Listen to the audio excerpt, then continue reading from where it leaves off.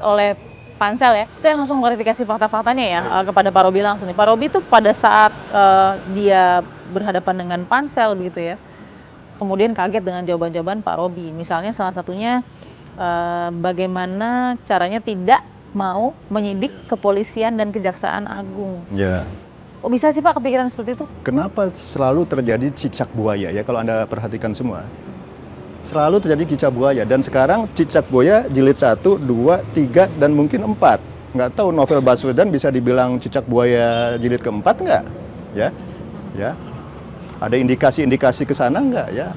Katanya menurut hasil penemuan dugaan katanya ada kedugaan Polri atau Sambai, tapi kan kita belum tahu betul kan? Okay. Tapi yang pasti begitu KPK menyidik merangsek korupsi di kepolisian, fight back. Jilid 1 yang pertama Susno Duaji, ya kan? Terus yang kedua korupsi SIM, Joko Susilo, digeruduk KPK-nya, jilid kedua. Ketiga yang terakhir itu ya, yang tersangka Pak Budi Gunawan gitu kan? Ya. Peradilan pertama Ya. Hasil menang. Iya, karena dari pihak Mabes Polri ini kok KPK seperti berpolitik, ya kan? Kenapa nggak dari dulu ditersangkakan Pak Budi Gunawan ini, begitu mau jadi Polri ditersangkakan, kan aneh gitu kan? Ya kenapa nggak dari dulu? Wah ini udah berpolitik, makanya mungkin Mabes Polri marah mungkin atau gimana lah ya. Nah jadi itu terjadi kenapa? Karena kekeliruan tanda petik di Undang-Undang KPK sendiri, karena di pasal 5 atau 6 saya lupa, tapi KPK itu punya kewenangan untuk menyidik korupsi di penegak hukum. Itu problemnya. Kenapa jadi problem, Pak?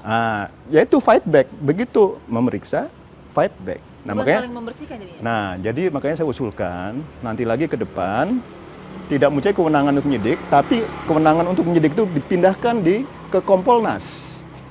Nah, ini yang terjadi di Australia ya. Ini komisioner waktu saya riset postdoktoral di sana, saya ngobrol sama komisioner KPK-nya New South Wales, ICAC namanya ya. Pak Robi penyidiknya dari mana? Dari polisi. Terus berhenti nggak? Enggak. Nah dia ketawa. Itu nggak mungkin Pak Robi, nggak masuk akal. Gimana dia mau nggak konflik kepentingan atau independen? Gimana nanti kalau dia menyidik di kepolisian, menyidik atasannya sendiri? Nggak mungkin dia bisa independen. Nah emang kalau di ICAC sini gimana saya tanya? Iya kami dari polisi, tapi polisinya berhenti. Jadi kita butuh hubungannya harmonis dengan Polri. Caranya gimana? Udah jangan nyidik korupsi di polisian dah, nggak usah. Serahkan ke Kompolnas. Tapi itu kan langsung membelalakan banyak mata Pak Robi.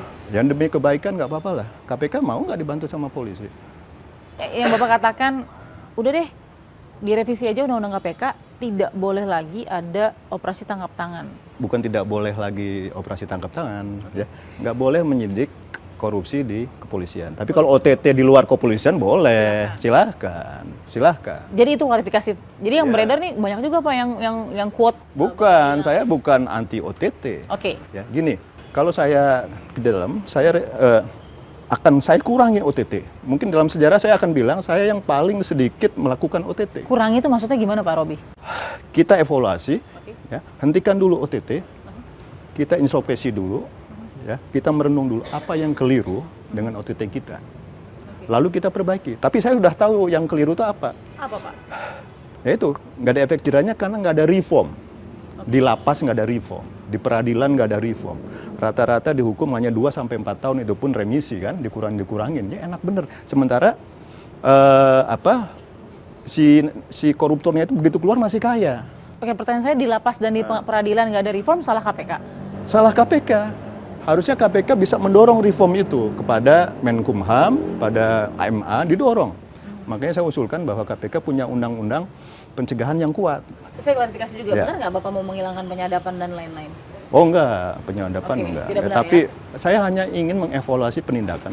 Hentikan dulu penindakan. Penindakan itu kan, penyadapan kan termasuk dari penindakan. Karena OTT itu kan awalnya selalu penyadapan dulu. Yes. Nah, penyadapan juga harus dipikirkan juga. Terus SP3 juga ya.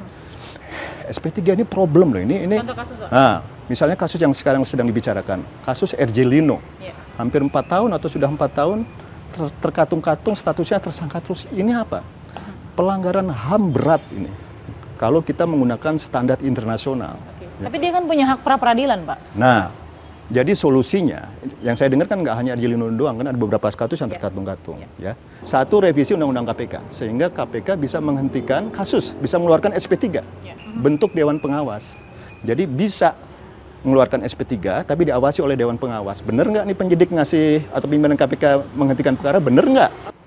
Yang kedua, kalau saya masuk, kalau memang Lino tidak bersalah, berani nggak penyidik KPK atau pimpinan KPK bajukan ke peradilan, tuntut bebas. Kalau orang itu tidak bersalah, dibebaskan.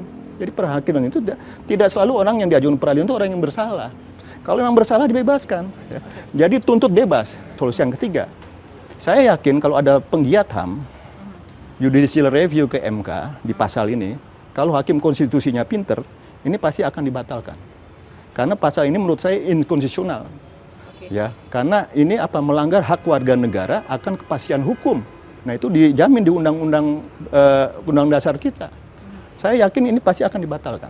Pak Robi, terima kasih. Terima kasih bagi semua. Kita akan lihat bagaimana seleksi akhirnya nanti menjadi pimpinan KPK dari Capim. Terima kasih. Pak Robi. Terima kita kasih. Kita akan fakta berikutnya.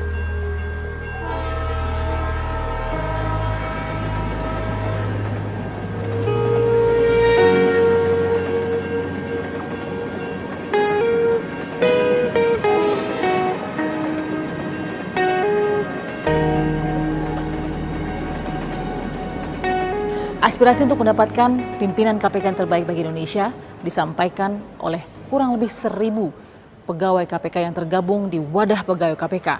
Aspirasi ini bukan hanya disuarakan, namun juga dibubuhkan dalam tanda tangan. Seperti apa sebenarnya kekhawatiran yang dirasakan oleh Wadah Pegawai KPK? Kita tanyakan Ketua Wadah Pegawai KPK, Yudi Purnomo. Mas Yudi, apa kabar? Baik. Aduh, terima kasih nih. Ini waktu kerja kita ambil sedikit ya. Di depan saya sudah ada apa nih Mas yang kita lihat nih? Ya, jadi ini adalah petisi dari pegawai KPK, yaitu mengenai bahwa kami menolak dipimpin oleh orang-orang yang menghambat pemberantasan korupsi. Kan sekarang lagi ada pemilihan pimpinan KPK. Betul. Ada 10 calon yang sudah diserahkan oleh Presiden kepada DPR. Ya. Oleh karena itu, di sini kami menyatakan sikap tegas kami bahwa jangan sampai nanti KPK dipimpin oleh orang-orang yang tidak baik, yang tidak punya semangat pemberantasan korupsi. Jadi sudah ada 1.000 dan sudah dikirimkan kepada Presiden. Wow, intip dikit boleh ya Mas? Petisinya coba kita ya, lihat. kalau ini kan menolak dipimpin ya, oleh ini adalah tulisannya, penghambat narasinya korupsi. ya yang dibuat oleh Wadah Pegawai dan kemudian teman-teman Coba setuju.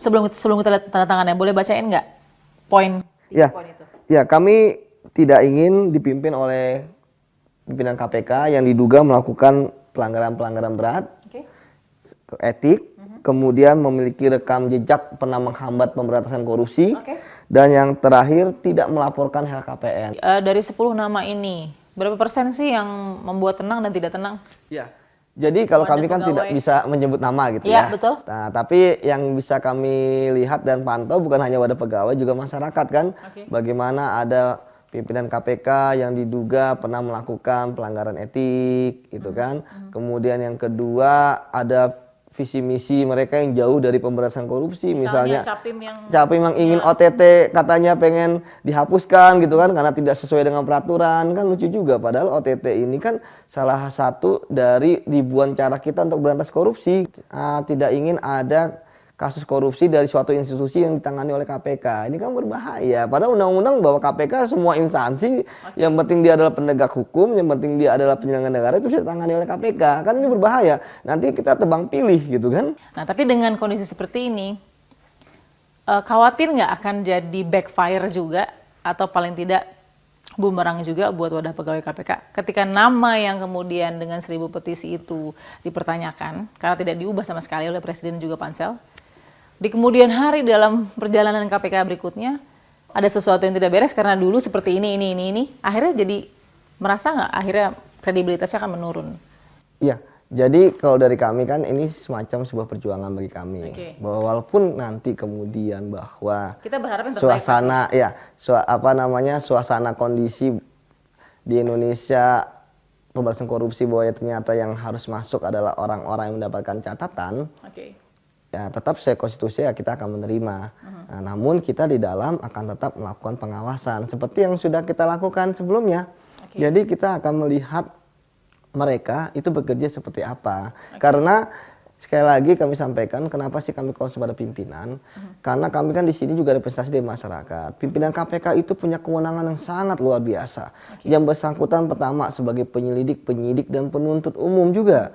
Kemudian yang kedua yang memerintahkan pegawai untuk menangkap orang, menetapkan tersangka, kemudian melakukan surat perintah penyadapan, itu adalah pimpinan KPK gitu kan, bukan pegawai KPK seperti itu. Jadi jangan sampai nanti pimpinan KPK pertama itu mereka nanti memainkan suatu kepentingan-kepentingan politik yang tidak baik. Kemudian yang kedua, jangan sampai juga nanti mereka itu tiba-tiba memperlambat kasus-kasus yang harusnya ditangani. Kan KPK didirikan untuk apa sih? Untuk menangani kasus-kasus besar, big fish. Makanya kita pun juga dibatasi misalnya kerugian negara harus di atas 1 miliar. Ya, terima kasih sudah memberikan waktunya dan analisanya buat fakta juga. Kita akan temuan fakta berikutnya.